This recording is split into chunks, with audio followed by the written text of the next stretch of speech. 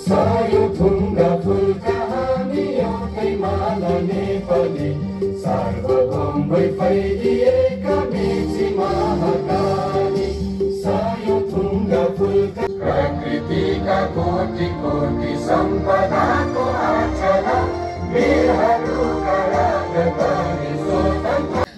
आज 29औं साना किसान कृषि सहकारी संस्था दिवसको आयोजना गरिरहनुभएका हाम्रो साना किसान कृषि सहकारी संस्था ली डुमरवानाको आयोजनाबाट यो कार्यक्रम सुरु सहभागिता जनाइदिनु हुनको लागि हार्दिक अनुरोध गर्दछु र हामी विधिवत रूपमा कार्यक्रमको 29औं वर्ष हामीले पार गरेका छौँ। यहाँहरू सबैले तालीबाट स्वागत गरिदिनु हुनको लागि हार्दिक अनुरोध गर्दछौँ। जसरी यो आज पानसमा यो दियो जसरी बलिरहेको छ यो संस्था निरन्तर रूपमा त्यसरी नै बलिरहनेछ, जागिरहनेछ। निरन्तर यसले आफ्नो सेवा प्रवाह यहाँहरूको माझ उत्कृष्ट सेवा प्रवाह गर्दै जानेछ।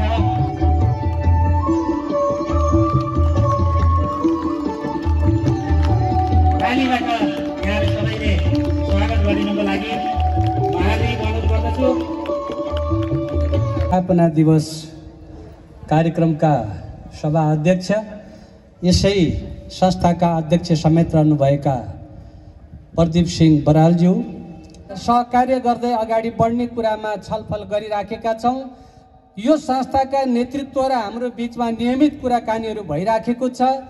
हामीले पनि कति सक्छौँ यसको उन्नति प्रगतिका लागि सपोर्ट गर्ने प्रतिबद्धता व्यक्त गरेका छौँ र फेरि पनि दोहोऱ्याउँदै म यहाँहरूबाट बिदा हुन्छु। हस्, धन्यवाद, नमस्कार। सरकारीको मूल्य राम्रोसँग हामीले यदि व्यवस्था हामीले मिलाउन सक्यो भने सायद किसानहरूको उत्साहित बढेर जान्छ, उत्साह बढेर जान्छ।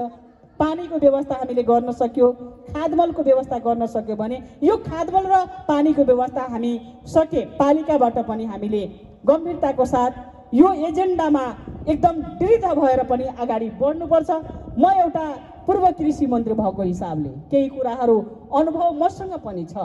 मैले पनि सल्लाह दिन र सुझाव दिन म तयार छु, हरपल साथ छु। पक्कै पनि स्थानीय प्रतिनिधिहरू जनताको पक्षमा राम्रो काम गर्नुहुनेछ भन्ने मलाई विश्वास छ र मबाट हुने सहयोग एउटा सङ्घीय सांसदको हिसाबले मैले गर्नुपर्ने सहयोग, अझ म एमाले पार्टीको जिल्ला इन्चार्ज पनि छु, अझ म जिल्लाभरि पनि हेर्ने मेरो दायित्व छ। हार्दिक अनुरोध गर्दछु।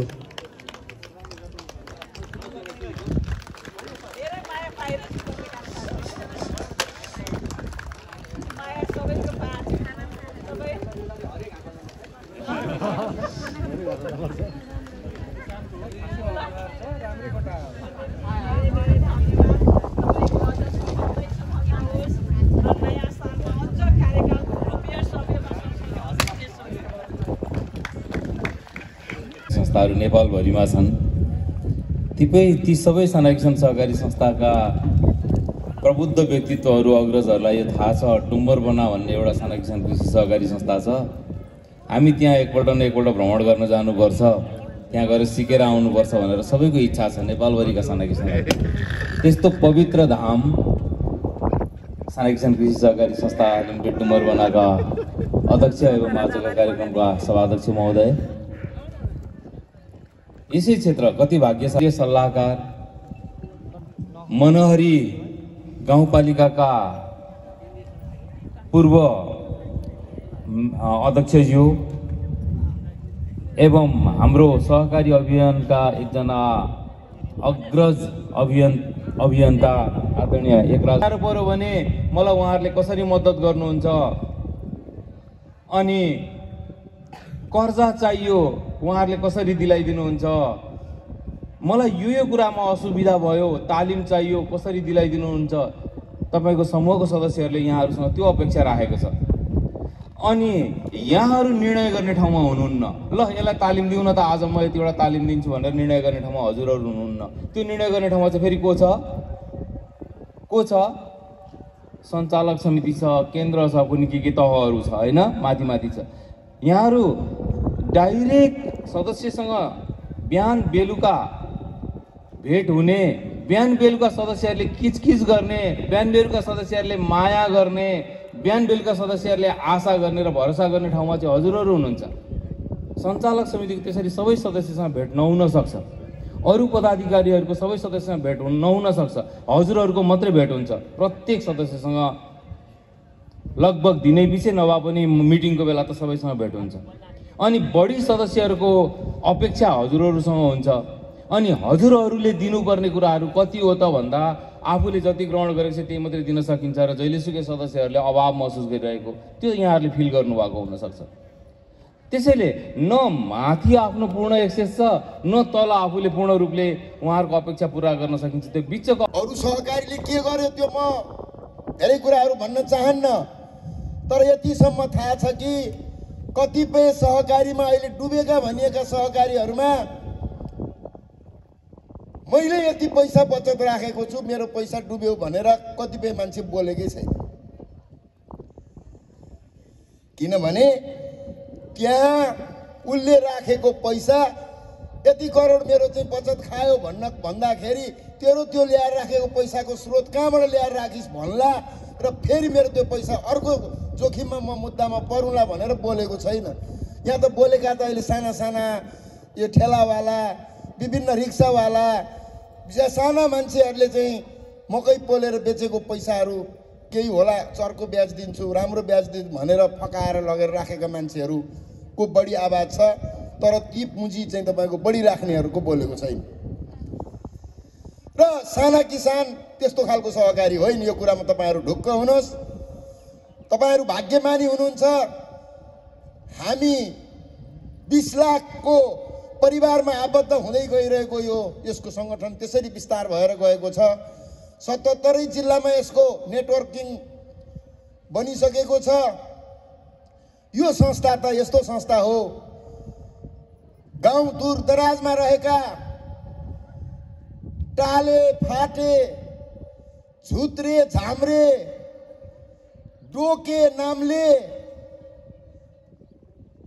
खर्पने त्यस्ता मान्छेहरूलाई साना किसानको धागोमा एउटै माला बनाएर यी जम्मैलाई सक्षम बनाउने, स्वावलम्बी बनाउने, अर्काको भर नपर्ने उद्देश्यले यो सहकारी संस्था स्थापना भएको संस्था हो।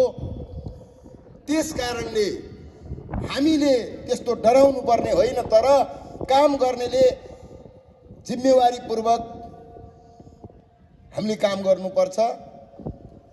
कसरी यस्तो हुन्छ त? यो मेरो जीवन बर्बाद भयो जालीको खेलाले, यो मेरो जीवन बर्बाद भयो जालीको खेलाले, दुखीको कुरा सुन्दैन कहिल्यै यो बन्दा झेलाले, यो मेरो जीवन बर्बाद भयो जालीको खेलाले, यो चोखो शरीर निर्वाश्रय पार्यो कुन दुष्ट आएर, सकिन मर्न पाइन केही गर्न म सोझी भएर, कुटाइ भो अति चुटाइ भो अति अति भो बेविचार, नसकी खप्न पीडाले ढल्छु बेहोस भई बारम्बार, थाहा छैन मलाई कहाँ ल्याइ फाल्यो यो पापी रेलाले, दुखीको कुरा सुन्दैन कहिल्यै त्यो बन्दा झेलाले, खुल्दछ ढोका चिनारू मान्छे आउँदैन कोही पनि, अग्लो छ ज्याल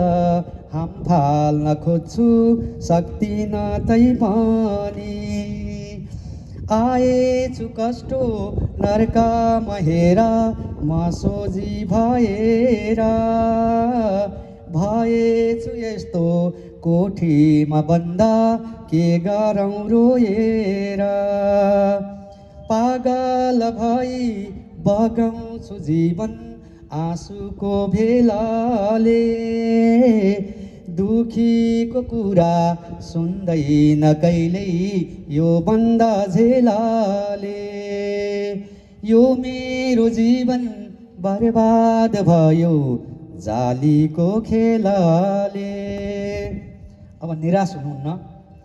आउला नि पालो आउला नि मौका उम्कने कुनै दिन तोडेर पर्खाल फोडेर बन्धन नागेर काठबार आँखामा आगो लिएर जुन दिन फर्कुला मै पनि चिनाउँछु दुष्ट तँलाई एक दिन पार्नेछु खरानी चिनाउँछु दुष्ट तँलाई एक दिन पार्नेछु खरानी यो मेरो जीवन बर्बाद भयो जालीको खेलले। हस् धन्यवाद। ल कार्य गराउन चाहन्छु र सधैँभरि यहाँहरूकै साथ र सहयोग यसरी नै यस संस्थामा प्रति रहिरहनेछ। सधैँ यहाँहरूको भरोसा यो संस्थाप्रति रहिरहनेछ भन्ने आशा र विश्वास पनि लिएको छु। यहाँहरूको आशा र विश्वासको केन्द्रबिन्दु बनेको यो साना किसान कृषि सहकारी संस्था लिमिटेड डुम्बरवाना 12 यस क्षेत्रको मात्रै नभएर नेपालकै एउटा नमुनाको रूपमा रहेको कुरा यहाँ पूर्ववक्ता साथीहरूले पूर्ववक्ता विशिष्ट अतिथिज्यूहरूले भनिसक्नु भएको छ। यस विषयतिर म गइन र हामी यहाँहरूको आशा र भरोसा केन्द्रबिन्दु यो संस्थामा किन रहेको छ भने यो संस्थामा 1 अर्ब 35 करोड रुपियाँ यो अहिलेको स्थितिमा सञ्चालन गर्दै आइरहेको छ र भविष्यमा पनि यस्तै किसिमका काम र गतिविधिहरू यहाँलाई सञ्चालन गरिरहनेछ भन्ने पनि यहाँलाई भन्न चाहन्छु। र हामीले अलिकति मैले थोरै छोटकरीमा छोटाउन चाहन्छु। मेरो स्वास्थ्य पनि प्रतिकूल छ। आज अलि स्वास्थ्यमा अलिकति गडबडी छ र यहाँले पनि अलि हतार पनि भएको छ। हामीले अब यो संस्थाले ऋण कारोबार त गरिरहेकै छ र ऋण कारोबारको आधारमा पनि यहाँहरूले अघि हाम्रो विशिष्ट अतिथिहरूले भनिसक्नु भएको छ।